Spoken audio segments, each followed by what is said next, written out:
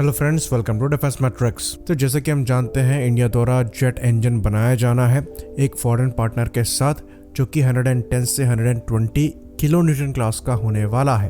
खैर, जिस तरीके की प्रोग्रेस यहाँ पर एक्सपेक्ट करी जा रही है वो फिलहाल के लिए दिखाई नहीं दे रही है, क्योंकि हमारा गोल यहाँ पर यह है कि हम आमका के मार्क 2 वर्जन्स में खुद के जेट इंजन्स यूज करेंगे और हो सकता है फ्यूचर में तेरस मार्क 2 के भी इंजन्स को इन्हीं इंजन से रिप्लेस किया जाए।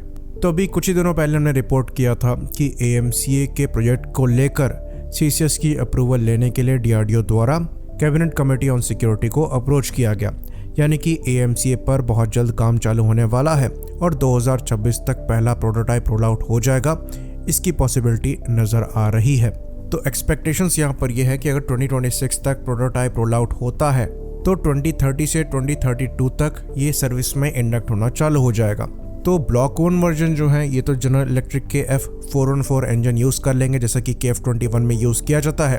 लेकिन जो ब्लॉक 2 वर्जन आने वाले हैं, जो कि ज़्यादा बड़े नंबर में एयरफोर्स द्वारा प्रिक्योर करे जाने हैं, उनमें इंडिजिनस इंजन को ही एक्सपेक्ट किया जा रहा है। तो अगर हम एक नया इंजन बनाते हैं स्क्रैच से कम 8 से 10 साल उसको बनाने में लगेगा, सारे सर्टिफिकेशन वगैरह कंप्लीट करके ऑपरेशनलाइज करने में। तो यहाँ पर हम जितना ज़्यादा समय ले रहे हैं, ये AMCA मार्क 2 को उतना ही पीछे पुश करता चला जा रहा है। और सबसे बड़ी परेशानी यहाँ पर यह है कि हम अभी तक पार्टनर को ही चूज़ नहीं कर पा रहे हैं। तो यहाँ पर जो एज अ पार्टनर ऑप्शंस हैं ये सारे वेस्टर्न है। पहला US है, दूसरा UK है, तीसरा फ्रांस है। तो जो न्यूज़ आ रही थी वो ये है कि अमेरिकन कंपनी जनरल इलेक्ट्रिक अपने F414 इंजन की कंप्लीट TOT देने को तैयार है, साथ ही साथ इंजन के प्रोडक्शन को इंडिया में ही करने को तैयार है। तो ये पहला ऑप्शन है।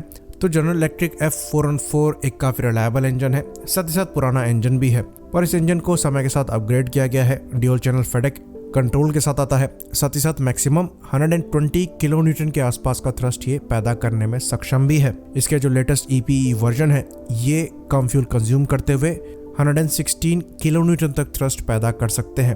तो अब सवाल यहाँ पर ये उठता है कि इसमें कितना TOT होगा, साथ में हमें इसके IP राइट मिलेंगे या नहीं मिलेंगे। इसके IP राइट ना मिले इसके चांसेस ज़्यादा एग्जिस्ट करते हैं, तो इस इंजन को हम एक्सपोर्ट नहीं कर पाएंगे और अमेरिका की जो कंडीशंस हैं ये इसके साथ हमेशा रह सकती हैं। ऑल्दो क्योंकि इस इंजन को हम काफ़ी बड़े नंबर में यूज़ करने वाले हैं, तो इसका TOT होने का हमें फ़ायदा ज़रूर मिलेगा। तो भले ही हम जनरल इलेक्ट्रिक के साथ मिलकर नेक्स्ट जनरेशन इंजन ना बनाएं, पर इसके TOT को लेना बहुत ज़रूरी है। बाकी जो दूसरा ऑप्शन है ये ब्रिटिश है और ये ऑप्शन फिलहाल के लिए सबसे बेहतरीन नज़र आ रहा है। तो अगर कुछ रिपोर्ट्स के माने तो यहाँ पर दावा किया जा रहा है कि UK जो है ये इंडिया के साथ मिलकर एक ब्रांड न्यू जेट इंजन को स्क्रैच से बनाने के लिए तैयार है, जिसके अंतर्गत सारे IP राइट्स भी ये इंडिया के साथ शेयर करने को तैयार है और इंडिया को पूरी फ्रीडम होगी इस इंजन को किसी भी कंट्री को बेचने के लिए।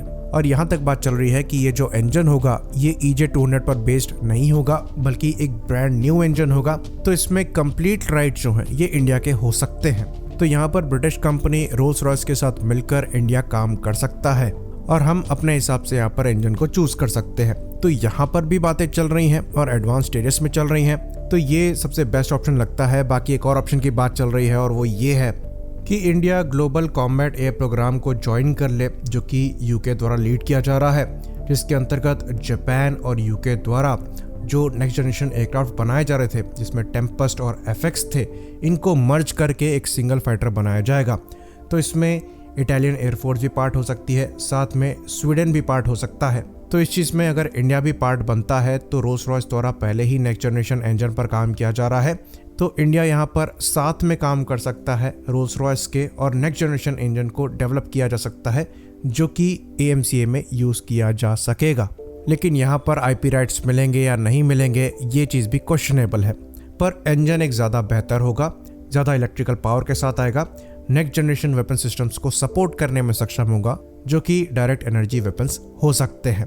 तो रोल्स रॉयस का ऑफर अभी तक सबसे ओपन लगता नज़र आ रहा है। बाकी जो तीसरी कंट्री है ये साफरान है, जिनके द्वारा स्नेकमा M88 इंजन बनाया जाता है, जो कि रफाल में यूज़ किया गया है। ये काफ़ी अच्छा इंजन है। साथ ही साथ रफाल के ऑफसेट क्लॉज के तौर पर इनके द्वारा कावेरी इंजन पर भी काम किया गया था, लेकिन उसके अंतर्गत ये अपने M88 इंजन के कोर को कावेरी में यूज़ करने को तो तैयार थे, पर टेक्नोलॉजी देने को तैयार नहीं थे। जिसकी वजह से इनके इन्वॉल्वमेंट के बाद भी कावेरी इंजन का जो वेट थ्रस्ट वेरिएंट है वो अपनी ऑप्टिमम परफॉर्मेंस पे नहीं पहुंच पाया। तो पास्ट एक्सपीरियंस इनके साथ काम करने का जेट इंजन में कुछ खास रहा नहीं है। तो नए इंजन के साथ ये क्या ऑफर कर देंगे ये देखने वाली बात होगी। बाकी अगर MRFA के अंतर्गत रफाल लिया जाता है तो इसकी अच्छी खासी पॉसिबिलिटी एग्जिस्ट करती है कि जो M88 इंजन है उसको लोकली मैन्युफैक्चर किया जाए, जिसके अंतर्गत कुछ TOT यहाँ पर हो सकता है। तो अभी तक जितने भी ऑफर जेट इंजन को लेकर किए गए हैं सबसे अच्छा इसमें रोल्स रॉयस का ही नजर आता है, पर हमारे लिए जरूरी यहाँ पर यह है कि फैसला इस मामले में जल्द से जल्द किया जाए। आई होप इन्फॉर्मेशन यहाँ पर क्लियर रही हो। इसी बात पर इस अपडेट वीडियो को खत्म करेंगे। लाइक करिए, सब्सक्राइब करिए। जय हिंद।